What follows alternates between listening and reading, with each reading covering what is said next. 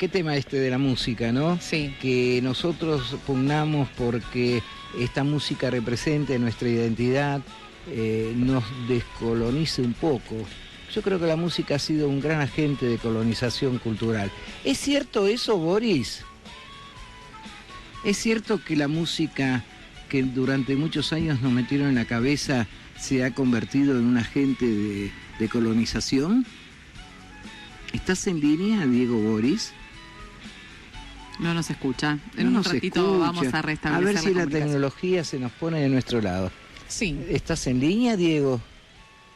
No. No, en un ratito, en un instante. Esta parte de la navegación se llama silencio de radio. Perfectamente, es un buen ejemplo.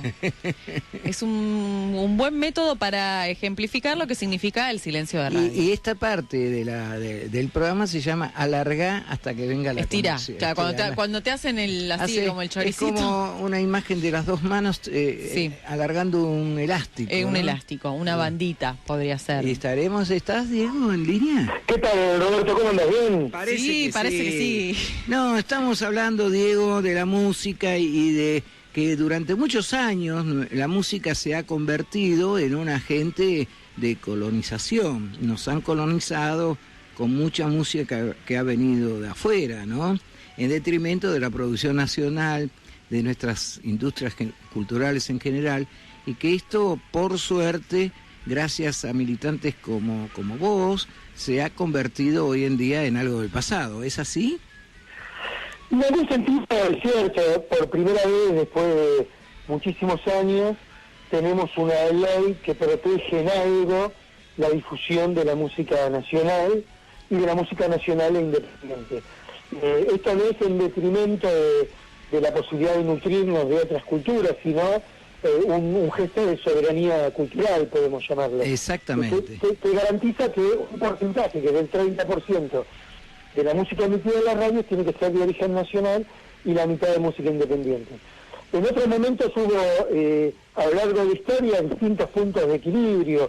En algunos casos, por ejemplo, en todo lo que fue la dictadura hasta el año 82, que surge el conflicto con Inglaterra, prácticamente la mayoría de las radios pasaba una música extranjera que generalmente no tenía que ver con una cuestión de programación relacionada con la cultura, sino más que nada que ver con la lógica de mercado, ¿no? Así es, Entonces, así es. lo que se daba no era lo mejor de la música extranjera, sino aquello más pasatista, aquello que había logrado encontrar una fórmula de negocio instantáneo, mucho más rápido, y nosotros como país lo sufrimos, sobre todo hasta el año 82, que hubo una dirección muy fuerte a instalar eso, y como contrapartida muchos artistas nacionales que no podían sonar en la radio.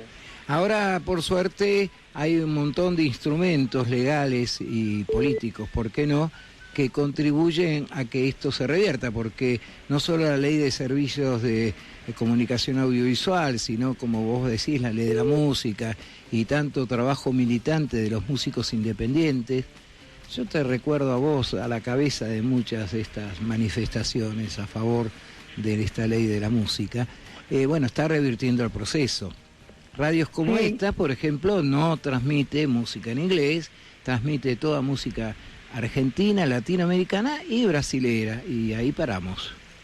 Está buenísimo. Esto no es en contra de la difusión de otras músicas, sino a favor de una mínima, un mínimo gesto que es muy importante de soberanía cultural. Casi todos los países en el momento protegieron el desarrollo de su industria. De hecho, Brasil lo ha hecho en una forma muy constante durante muchos años, en los mercados que hoy en día son hegemónicos como Estados Unidos, Inglaterra, etcétera, etcétera. Pero a nosotros nos hacían creer el verso de que el liberalismo, que la gente tiene que elegir, etcétera, etcétera.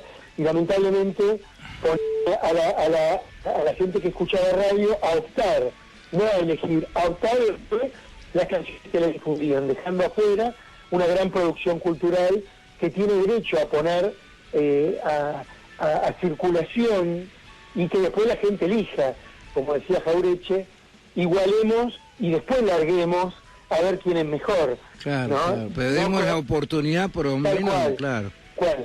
Tal cual.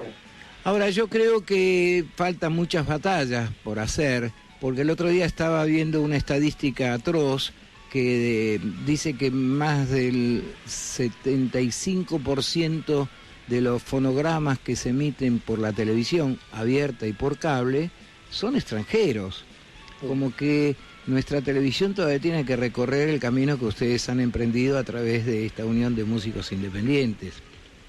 Sí, ahora se va a comenzar los reunidos en la AFCA, después, o sea, varios años de reuniones a través de la Coalición por la Comunicación Democrática, a través de los convenios de la Federación Argentina de Músicos Independientes con la AFCA.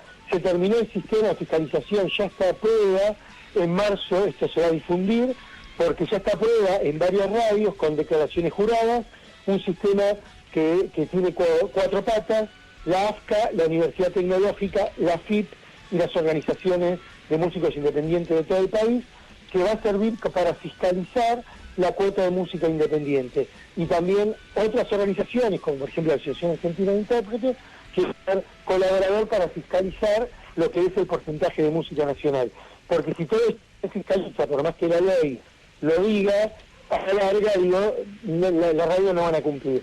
Y van a ver los radioescuchas que en poco tiempo, en marzo, en abril, va a empezar a sonar muchísima más música o variedad de música que hoy no está sonando. Y eso tiene que ver con el espíritu de una ley muy lo que para poder ser aplicada en profundidad necesita de todos los actores de la sociedad civil que participaron de la Constitución. Por aquello que decía un filósofo del siglo pasado, los hombres son buenos, pero si se los vigila son mejores. Tal cual. Me refiero a la frase de Perón, ¿no? Sí, y en este caso estamos hablando de lo que la gente escucha y que muchas veces cree, con un gesto de creer, de ingenuidad, de creer que está escuchando una programación, cuando en realidad está escuchando una publicidad encubierta, porque el pagar para sonar está instalado desde hace muchos años, y las grandes productoras pautan en las radios lo que uno cree que es una programación, y en realidad lo que está escuchando es una publicidad encubierta. Por lo menos el 15% de esa programación va a ser genuina, que es lo de música independiente, y se está trabajando para que el 30% en realidad sea toda programación y no sea publicidad encubierta. ¿De cuánto dinero estamos hablando? ¿Cuánto paga de royalty las grabadoras que pasan música extranjera? Me refiero, no extranjera, me refiero a música más allá de la patria grande. No se puede establecer porque esto no es del todo legal, entonces los arreglos no están escritos. ¿Por qué? Porque los arreglos que se hacen es por la tanda publicitaria legal, donde dice se presenta tal disco con el nombre y se pone como una tanda publicitaria. Pero en el mismo arreglo uno sabe que atrás de eso van la difusión de 10 veces la canción o 5 veces de acuerdo a las tandas publicitarias que se ponen. Eso es prohibido y se llama payola. Está prohibido históricamente. Acá no se logró, en la ley no se logró un derecho importante, 30% de música y que el 15% sea música independiente, y es el primer país del mundo que garantiza la difusión del músico, porque música independiente es cuando el músico es dueño del máster, ¿no? Claro, de su propia obra. Tal cual. No cede derechos a eso. Tal cual. Es cuando es dueño de su obra. Es el único país del mundo que tiene ese derecho de difusión garantizado por ley. Y se trabajó más de un año y medio con la AFCA para hacer con convenios con la FIP, con las claves fiscales, para que eso sea legal y sea cumplible y fiscalizable. Una pregunta técnica, ¿seguís teniendo el iPhone?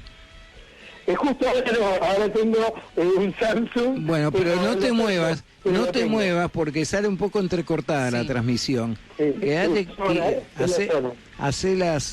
ponete la torre, como decían antes, un viejo aviso, hace un movimiento para que se escuche mejor. A ver ahora. La parabólica humana. La parabólica humana. Eso, Boris. Ahí está. Bueno, yo creo que, mirá, uno poniéndose a pensar que las industrias culturales participan aproximadamente del 3,5% del Producto Bruto Interno de la Argentina, ¿cuánto de ese Producto Bruto Interno de las industrias culturales corre por la música, ¿no? La música es...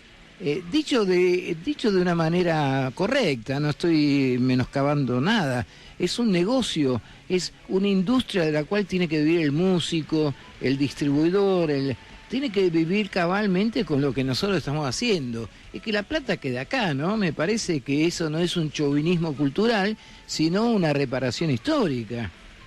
Sí, un gesto también de responsabilidad. De soberanía, claro. De soberanía y de responsabilidad hacia el propio arte que genera una sociedad, ¿no? Y que tiene que ser incentivado, fomentado, sobre todo los anticuerpos culturales que se generan ante lo que es la lógica de mercado, ¿no? Tal cual. Para eso el Instituto Nacional de la Música va a trabajar muy fuerte, vamos a estar en marzo en condiciones ya de empezar a funcionar.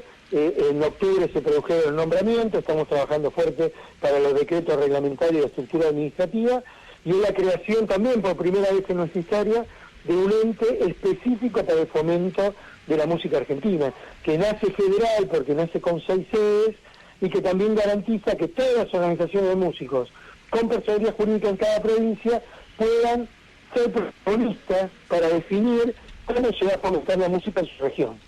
Claro, cuando uno habla de música nacional, de músicos independientes, no se refiere solamente a un género como el folclore, sino a todo un arco muy amplio de música. Sí. Claro, claro.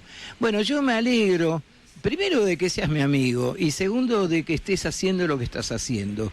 Y quiero decirte que aquí, en la 90.9, que es la radio del Mercado Central de la Ciudad de Buenos Aires, estamos a tu total, absoluta y entera disposición.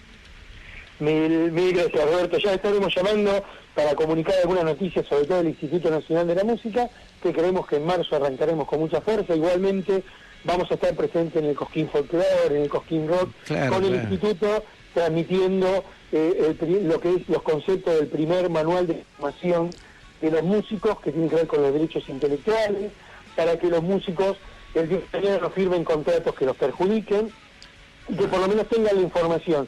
Este primer cuadernillo va a estar listo en unos 10 días y justamente va a ser su debut en el 25 de enero en el Cosquín Folklore. Claro, para que no pase lo que pasaba antiguamente, allá en el siglo pasado, que un músico cambiaba una partitura por un café con leche.